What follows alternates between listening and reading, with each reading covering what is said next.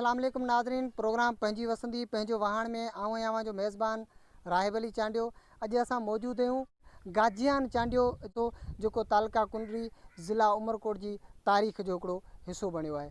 अॼु जिते आऊं मौजूद आहियां उते ई गुलनि जहिड़ा ॿारड़ा जेके तइलीम जहिड़े ज़ेवर हूंदे बि अॼु इन स्कूल जी जेका इमारत तव्हां ॾिसो पिया इन में पढ़ंदे ॾाढो ख़ौफ़ वारी ज़िंदगी गुज़ारनि था।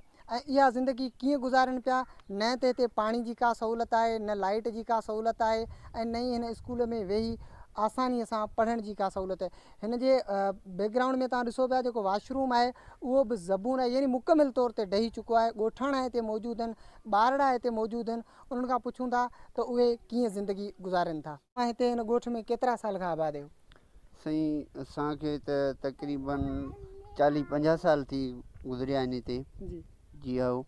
ऐं ही स्कूल में का सहूलियत बि कोन्हे? न साईं का बि सहूलियत कोन्हे। पहिरीं त मास्तर कोन हो, जे मास्तर आयो आहे त हाणे महज़ कोन्हे। महज़ आहे त वरी स्कूल जी जेका इमारत आहे ढही पई आहे, उन जे करे ॿारड़ा जेके आहिनि से असीं छॾे बि नथा सघूं ऐं पढ़ाए बि नथा सघूं। उन में छाजे करे जो कंहिं बि ॿार ते सिर या का टुकड़ो किरी पियो सीमेंट जो त उहो नंढिड़ो ॿारु छा सही सघे थो। बिल्कुलु।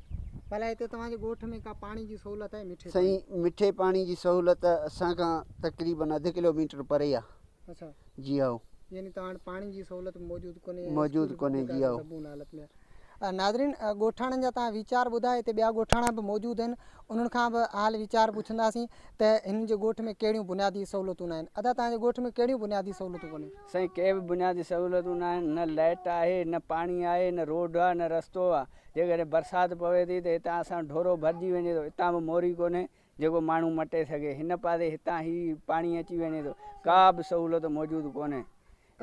हिते तव्हां केतिरनि सालनि खां रहो पिया? हितां 40-50 सालनि खां असीं रहूं पिया। अच्छा, तव्हां हिते 40-50 साल खां रहो पिया। जी हाँ। तव्हां हिन ॻोठ में 40-50 सालनि खां आबाद आहियो। तव्हांजो स्कूल हलंदल आहे? स्कूल हलंदल आहे, कॾहिं मास्तर आहे कॾहिं कोन्हे। हींअर मास्तर आहे पर हींअर बिल्डिंग जी हालत तव्हांजे साम्हूं आहे, ॾिठी आहे तव्हां। न फर्नीचर पूरो आहे, न बिल्डिंग सही आहे। हिन में माण्हू ॿार नथो छॾे सघे। बिल्डिंग तव्हां ॾिसो पिया तव्हांजे साम्हूं आहे। सही। भला हिते पाणी पीअण जो मिठो? पाणी पीअण जो मिठो आहे पर हिते सहूलियत कोन्हे। मिठो आहे 1 किलोमीटर परते आहे। सही। हिते कोन्हे। पाणी तव्हां मथनि ते भरे खणी ईंदा आहियो? जी हा, मथनि ते भरे खणी ईंदा आहियूं। नाज़रीन ॻोठाणनि जा तव्हां वीचार ॿुधा त हिते न पाणी जी सहूलियत, न लाइट जी सहूलियत, ऐं स्कूल जेकॾहिं आहे त उहो ज़बून हालत में आहे, जिते ही पंहिंजा ॿारड़ा मोकिलींदे जेको आहे सो डपु महसूसु कनि था। ही ॿारड़ा बि हिते मौजूदु आहिनि। बाबा छा नालो आहे तुंहिंजो? हाजी। हाजी, तव्हां कहिड़ी क्लास में पढ़ो था? 5 में। अच्छा, कहिड़े स्कूल में? हिन स्कूल में पढ़ो था? हाँ। हिते तव्हां वटि फर्नीचर मौजूदु आहे? ना। फर्नीचर मौजूदु न आहे? जी ना। भला हिते लाइट वाइट स्कूल में का? जी ना, गर्मी में। छा नालो आहे पुटु तव्हांजो? यार मोहम्मद। यार मोहम्मद, कहिड़ी क्लास में पढ़ो था? 5 में। 5 दर्जे में पढ़ो था? हाँ। हिन ई स्कूल में पढ़ो था? हाँ। भला हिते कहिड़ी का सहूलियत मौजूदु आहे तव्हां वटि? ना। का बि सहूलियत कोन्हे? का बि सहूलियत न आहे, ऐं फर्नीचर बि न आहे, पाणी जी सहूलियत बि न आहे, ऐं लाइट बि न आहे, पखो न आहे। असीं हिते गर्मी में मरूं त न ई वाशरूम आहे जेको असीं पेशाब ॿियो करे सघूं। आसे पासे में ॻोठ आहिनि, असां वरी ॾुखियाई महसूसु थी? हाँ, ॾुखियाई महसूसु थिए। भला हिते गर्मी आहे, तव्हां चओ था लाइट कोन्हे, पोइ तव्हां कीअं पढ़ो था हिते? पर बसि असीं हवा हणण में मसरूफ़ हूंदा आहियूं। पोइ मां अच्छा, पाणी पीअण जो बि कोन्हे हिते? ना। अदा तव्हां पढ़ो था? जी हाँ। कहिड़े क्लास में पढ़ो था तव्हां? इंटर क्लियर कई आहे। अच्छा, तव्हां हिन ॻोठ में रहो था?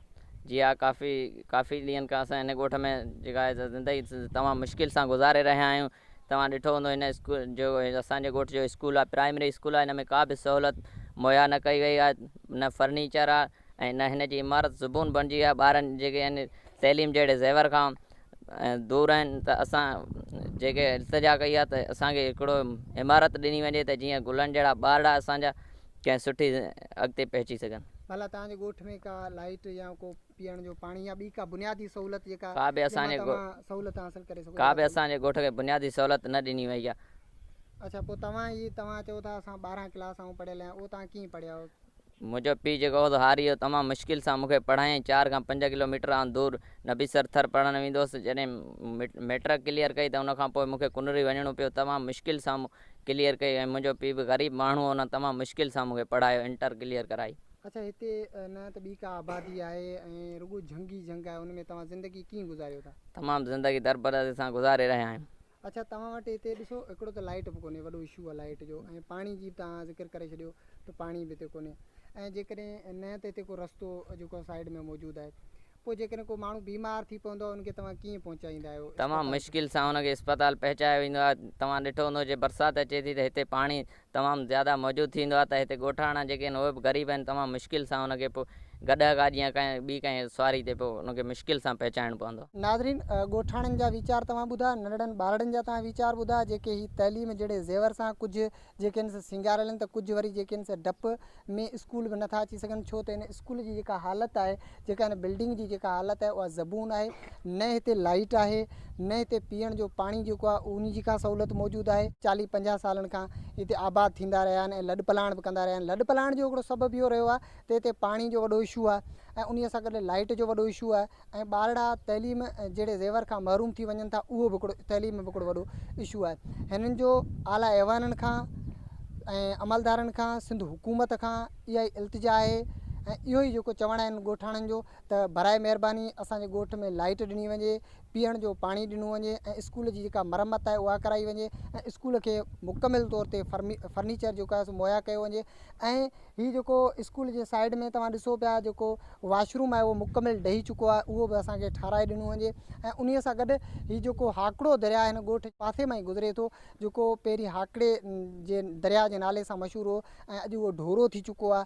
जॾहिं बरसाति जी मौसम ईंदी आहे, सावणी मौसम ईंदी आहे, तॾहिं इहो जेको ढोरो वेही था रवानो थींदो आहे, त हिननि जो जेको लंघ आहे उहो मुकमिल तौर ते बंदि थी वेंदो आहे, छाकाणि त हिते का बि मोरी मौजूदु न आहे, ऐं हीउ पाणी इंतिहाई घणी सतह ते वहंदो आहे, वहकिरो पाणी जो तेज़ आहे, तंहिंजे करे ॿुॾी वञण जा ख़दशा तमामु घणा आहिनि। उन करे हीउ ॻोठाणा न त कंहिं शहर सां गॾिजी सघनि था, ऐं तक़रीबन 4 खां 5 किलोमीटर मुफ़ासिले ते हिननि खां नबीसर थर जो जेको ॻोठ मौजूदु शहर मौजूदु आहे, पर उन जे लाइ बरसाती मौसम में जेको आहे सो वञणु हिन जे लाइ वॾो महाल थी वञे थो हलियो। ॻोठाणनि जो सिंध हुकूमत सां इहो ई इल्तिजा आहे त बराए महिरबानी असांखे पंहिंजूं बुनियादी सहूलियतूं मुहैया कयूं वञनि त संदनि वॾियूं महिरबानियूं थींदियूं। नाज़रीन, इन सां अॼोको प्रोग्राम पंहिंजी वसंदी पंहिंजो वहाण पंहिंजी पुॼाणी ते पहुचे थो। पंहिंजे मेज़बान राहिब अली चांडियो खे ॾींदा इजाज़त। ईंदड़ हफ़्ते वरी कंहिं ॿिए कंहिं वहाण कंहिं वसंदीअ कंहिं दर्द वंदीअ जे देश जी दांह खणी आला ऐवाननि ताईं ऐं तव्हां नाज़रीन ताईं पहुचाईंदासीं। तेसीं ॾींदा इजाज़त। अल्लाह निगहबान।